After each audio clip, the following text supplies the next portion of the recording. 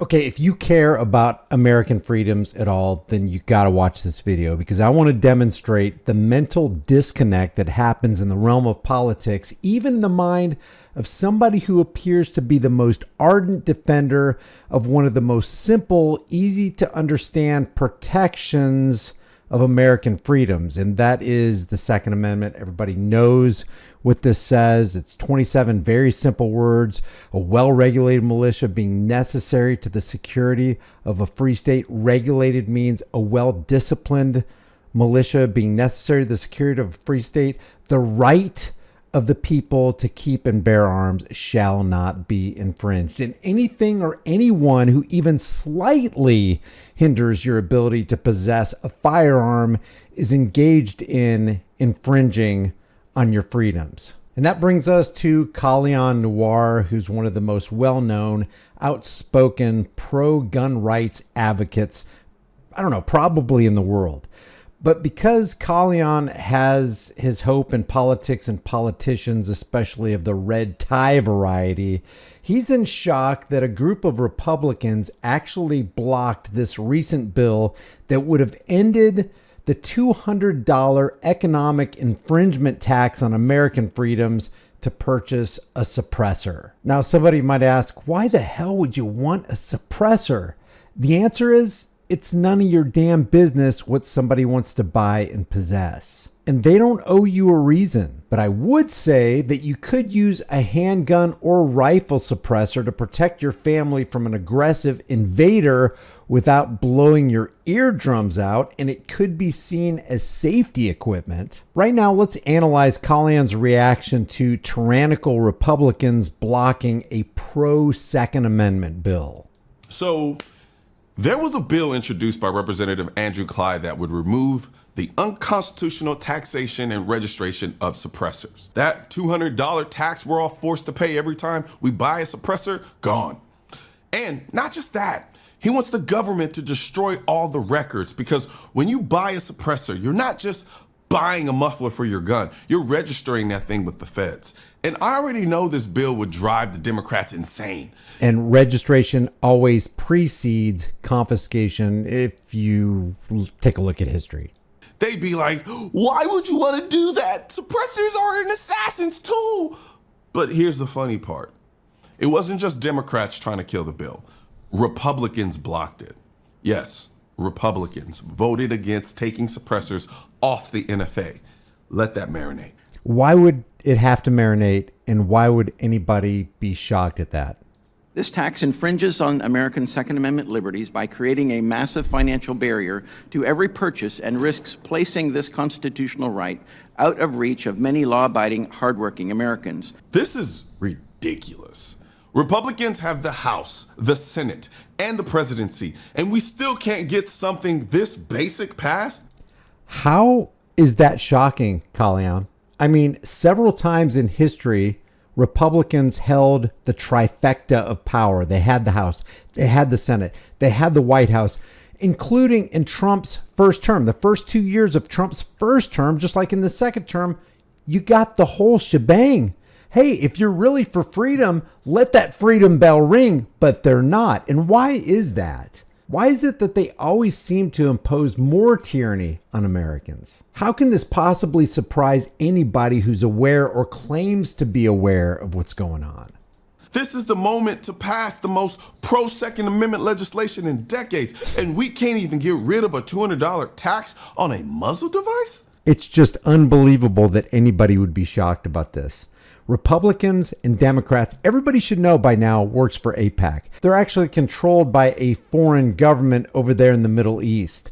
We are controlled by the Zio International Banking Cartel. How does this shock anybody? And to continue participating in their psychological voting operation every 2 or 4 years is to continue to submit to their successful demoralization campaign. Suppressors don't make guns silent, they make them safe. You ever fired a rifle indoors? You're choosing between saving your life or keeping your hearing. Suppressors are the only reason that doesn't have to be a choice. They're not deadly stealth tools, they're mufflers, for crying out loud. The Bill of Rights was intended to enumerate rights to which the government cannot infringe. Unquestionably, infringement exists when the government taxes those rights in order to limit the people's ability to exercise them. Now, Yeah, hello.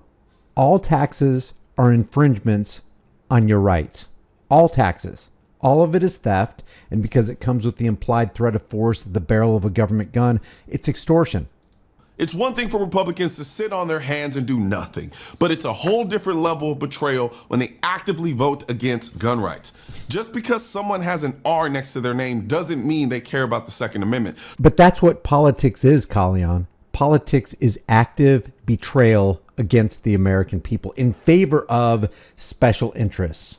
Some of these dudes are just fuds in suits. If it's not a wooden stock hunting rifle, they don't care.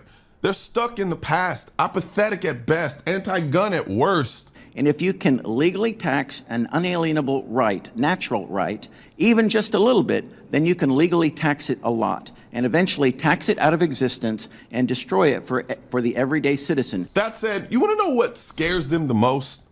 It's not the AR-15.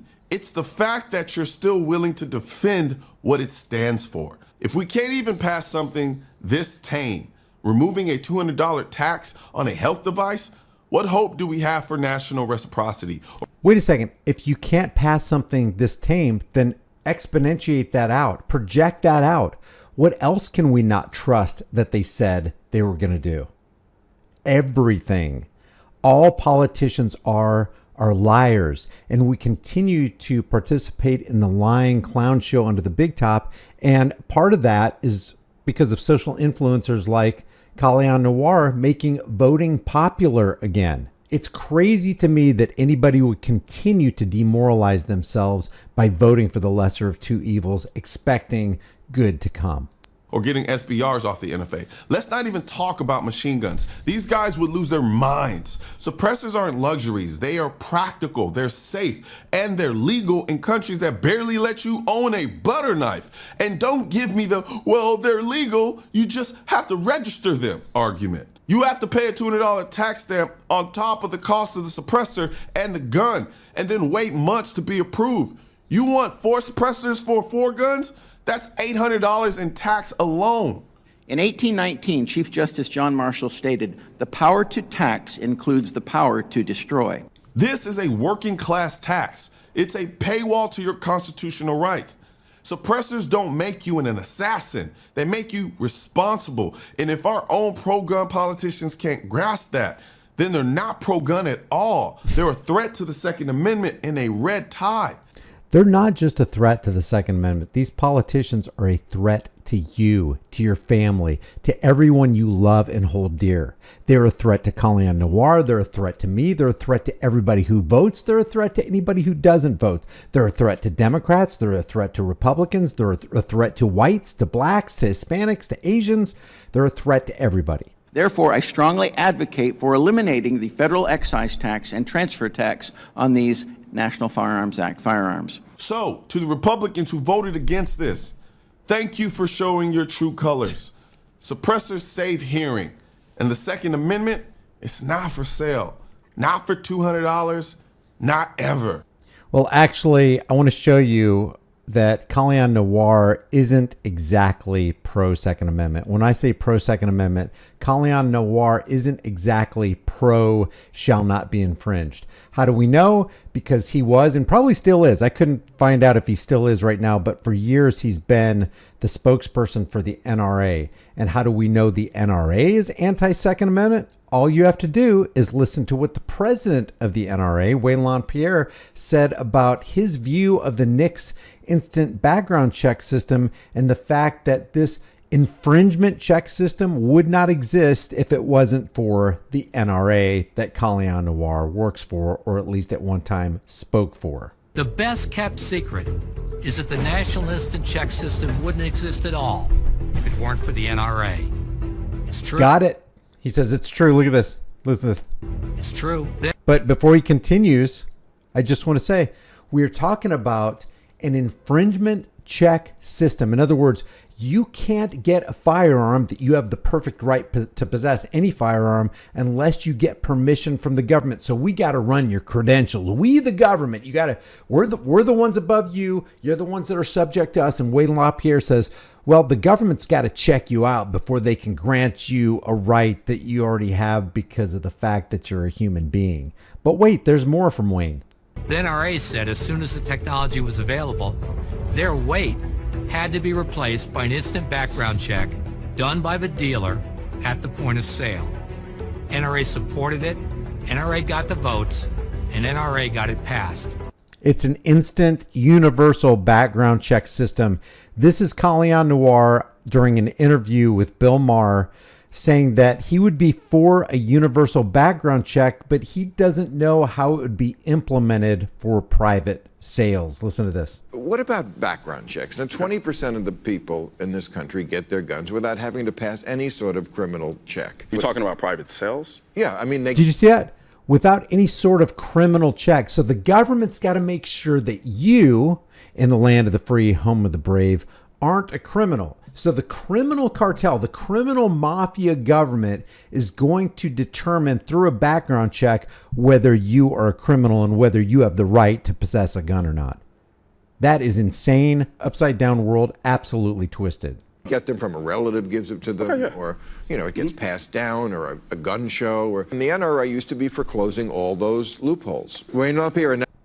He is going to quote Wayne LaPierre from 1999 about how Wayne LaPierre was for closing all loopholes, including gun show loopholes, which means you can't participate in a private party sale without being viewed by the federal government as a criminal. If dad wants to pass down his small arsenal or just a handgun to his son, you have to go and get a background check for that private sale. So Wayne LaPierre literally said, I want to close all loopholes. Wayne LaPierre is the guy who's the president for the NRA. Colion Noir was a representative for this same anti-Second Amendment NRA. Check this out. 1999. We think it's reasonable to provide mandatory instant criminal background checks for every sale at every gun show. No loopholes anywhere for anyone. Wouldn't it? No loopholes anywhere for anyone. All freedom's gone. Oh, you wanted to take advantage of the Second Amendment right to be keep and bear arms, and it says shall not be infringed. Well, guess what? Stand aside. We're going to infringe big time on a national level for everyone. To which Colion Noir says, wouldn't it be good if we had 100% of people who got a background check? Wouldn't that be good?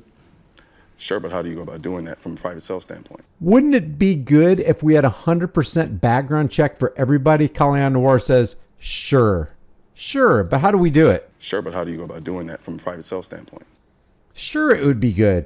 No, it wouldn't, Colion. You know why? Because shall not be infringed means shall not be infringed. And if there's anybody out there infringing in any way, shape, or form on any American to possess any weapon that they want, including ammunition, they are evil and they are our enemy. Let me know if you think I'm wrong or right in this video. Leave your comments in the comment section below. Like this video, share this video, subscribe to the channel, hit the bell notification icon, grab a shirt, become a channel member. But remember, your rights will never end where someone else's fear begins. I'll see you in the next video.